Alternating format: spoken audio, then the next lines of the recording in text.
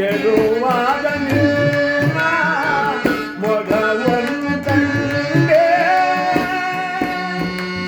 ಮೊಗದಲ್ಲಿ ನಿನ್ನ ನಗುವನ್ನು ಕಂಡೆ ಚೆಲುವಾದ ನಿನ್ನ ಮೊಗವನ್ನು ಕಂಡೆ ಮೊಗದಲ್ಲಿ ನಿನ್ನ ನಗುವನ್ನು ಕಂಡೆ ಬಾನಲ್ಲು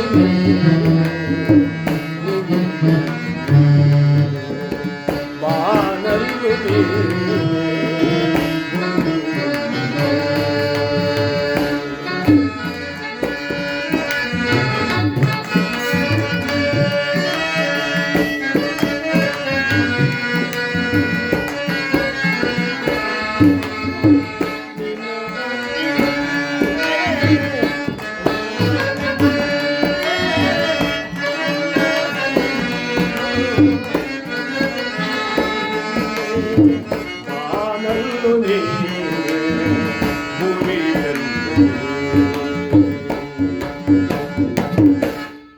ಇದು ಬಯಲುದಾರಿ ಅಂತ ಒಂದು ಪಿಕ್ಚರು, ಹಳೆಯ ಪಿಕ್ಚರು. ಹಳೆಯ ಚಿತ್ರಗೀತೆ ಅಂದರೆ ಬಹಳ ಇಷ್ಟ. ಇವತ್ತು ಅದಕ್ಕಷ್ಟೇ ಬೆಲೆ ಇದೆ. ಅದನ್ನು ಹಾಡ್ತಾ ಇದ್ರೆ ಅಷ್ಟು ಸಂತೋಷ, ಅಷ್ಟೇ ಮನಸ್ಸಿಗೆ ಉಲ್ಲಾಸ. Old is gold. World is gold. ಈಗೆಲ್ಲ ಈಗ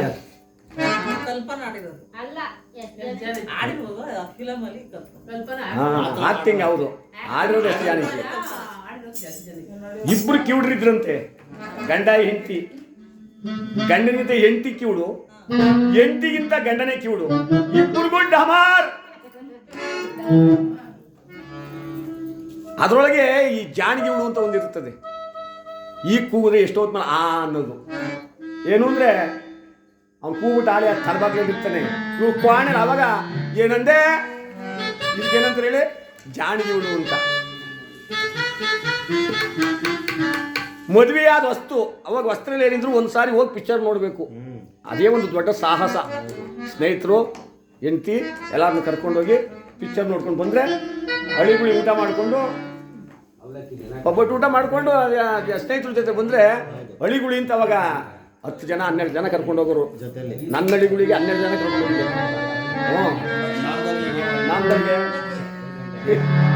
ನಾಮಗಳಿಗೆ ಮಾಡೋರು ಏನು ಎತ್ತನ ಎಲ್ಲಾಡಂಗಿಲ್ಲ ಹಂಗಾರೆ. ಬಹಳ ಚೆನ್ನಾಗಿರೋದು. ಈ ಚನ್ನಪಟ್ಟಣದ ಹೆಣ್ಣು, ಇನ್ನು ನಮ್ಮ ಮಾಗಡಿ ಕಡೆದು ಗಂಡು. ಹೊಸ್ದಾಗಿ ಮದುವೆ ಆದ್ರಲ್ಲ, ಅವಾಗ ತಾನು ಈ ಪಿಕ್ಚರ್ ರಿಲೀಸ್ ಆಗಿತ್ತು. ಇಬ್ರು ಹೋಗಿ ನೋಡ್ಕೊಂಡ್ ಬಂದ್ಬಿಟ್ರು. ಮಕ್ಕಳಾದೋ, ಮಕ್ಕಳು ಬೆಳೆದು ದೊಡ್ಡವರಾದೋ, ಸ್ಕೂಲ್ಗೆ ಹೋಗಂಗೂ ಆದರು. ಒಂದಿನ ಏನಾಗ್ಬಿಡ್ತು, ಗಂಡ ಹೆಂಡತಿ ಇಬ್ಬರೇ ಇದ್ರಂತೆ. ಏನೋ ಅಂತ ಮಾತಾಡ್ಕೋಬೇಕು, ಇಬ್ಬರೇ ಇದ್ದಾಗ ಮಾತಾಡ್ಕೋಬೇಕು ಅನ್ನೋ ಆಸೆ ತಾನೆ. ಅಲ್ಲ ಕಣೆ, ನಮ್ಮ ಮದುವೆ ಆಗಿ ವಸ್ತಲ್ಲಿ ನಾವು ಪಿಕ್ಚರ್ಗೆ ಹೋಗಿದ್ವಲ್ಲ. ಯಾವುದು ಯಾವ ಟಾಕೀಸದು? ಶಿವಾನಂದ ಚನ್ನಪಟ್ಟಣದಲ್ಲಿ. ಹಾಂ, ಏನೊಬ್ರು ಗಿಣಿಮಿಣ್ಣು ಮಾತಾಡ್ತಾವ್ರೆ. ಮಕ್ಕಳೆಲ್ಲ ಸ್ಕೂಲ್ಗೆ ಹೋಗವೆ. ಡೇ ಈ ಹೆಂಗಸರು ಓಸಿ ಉಬ್ಬಿಸ್ಬಿಟ್ರೆ ಚೆನ್ನಾಗಿ ಉಬ್ಬಿಡ್ತಾರೆ. ಉದೇನಾರ ಬೈದ್ರೇನೆ ಇವರು ಮೂತಿನೇ ಒಂದು ಕಡೆ ತಿರ್ಕೊಂಡ್ಬಿಡ್ತದೆ. ಏನು ಕೇಳಿದ್ರು ನಾವಿಲ್ಲ ಅನ್ಬಾರ್ದು. ಚೈಸರನ ಅವು ಮಾಡಿಸ್ತೀನಿ, ಲೋಲಾಟ ಅವು ತಂದು ಕೊಡ್ತೀನಿ, ಹೇಳ್ತಾನೆ ಇರಬೇಕು. ಎಲ್ಲಿವರೆಗೆ? ಮಶಾನ್ಗೆ ಹೋಗೋರ್ಗು ಹೇಳ್ತಾನೆ ಇದ್ರೆ ಆಮೇಲೆ ಕೇಳಲ್ಲ. ಇವ್ರೇ ಚೆನ್ನಾಗಿ ಆಡ್ತಿ ಕಣೆ ನೀನು. ಕಂಠ ಮಾತ್ರ ಸೇಮ್ ಎಸ್ ಜಾನಕಿ. ಅವಳು ಏನು ಮಾಡಕ್ಕಲ್ಲ ನೀನು ಮುಂದೆ ಅಂದ್ಬಿಟ್ಟ. ಇವಳಿಗೆ ಸ್ವಲ್ಪ ಖುಷಿ ಆಗ್ಬಿಡ್ತು.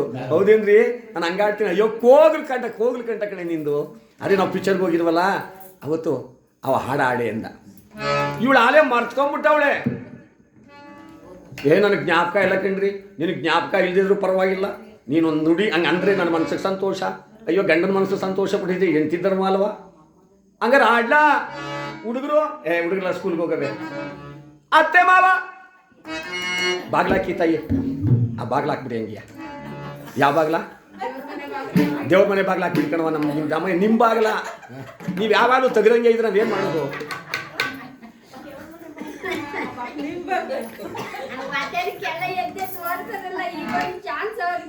ಆವಾಗ ಏನಾಯ್ತು, ಇವಳು ಆಡಕ್ಕೆ ಶುರು ಮಾಡಿದ್ರು.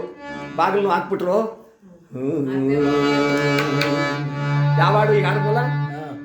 ಬಾನಲ್ಲು ನೀನೆ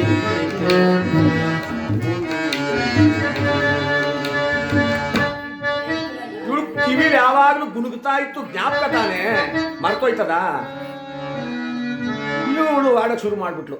ಹಂಗೆ ಬಾಳೀಲು ನೀನೆ ಬಕಿಟೇನು ನೀನೆ, ಬಾಳೀಲು ನೀನೆ ಬಕಿಟೇನು ನೀನೆ, ತಟ್ಟೆಲಿ ನಿನ್ನ ಕೈಯನ್ನು ಕಂಡೆ, ಚೊಂಬಲ್ಲಿ ನಿನ್ನ ಮೊಗವನ್ನು ನೋಡೆ, ತಟ್ಟೆಲಿ ನಿನ್ನ ಕೈಯನ್ನು ಕಂಡೆ, ಚೊಂಬಲ್ಲಿ ನಿನ್ನ ಮೊಗವನ್ನು ನೋಡೆ, ಬಾಣಿಲು ನೀನೆ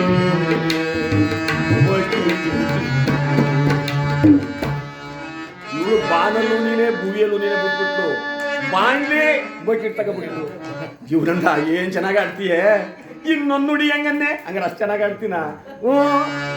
ಇವ್ರಿಗಿನ್ನೂ ಖುಷಿ ಆಗ್ಬಿಡ್ತು. ನಿದ್ದೆಲಿ ನಿನ್ನ ಗೊರಕೆಯ ಕಂಡೆ, ಎದ್ ಮ್ಯಾಲೆ ನಿನ್ನ ಮುದ್ ಮೋರೆ ನೋಡೆ, ಬಾಗಿಲು ನೀನೆ ಬಾಗಿಲು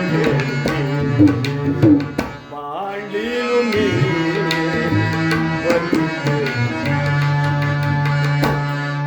ಇವನಿಗೂ ಕೇಳಿಸಲ್ಲ, ಅವಳಿಗೂ ಅರ್ಧ ಕಿವಳು.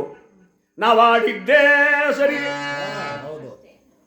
ಹಾಗೆ ಇದು ಕಲೆ. ಯಾವ ರೀತಿಯಲ್ಲಾದ್ರೂ ಒಂದು ಹಾಡಬೇಕು, ಒಂದು ನಾಟಕ ಆಗ್ಬೋದು, ಒಂದು ಭಜನೆ ಆಗ್ಬೋದು, ಒಂದು ತತ್ವಪದನೋ, ಆ ಕಲೆ ಹಾಡಬೇಕು ಅನಿಸುತ್ತೆ.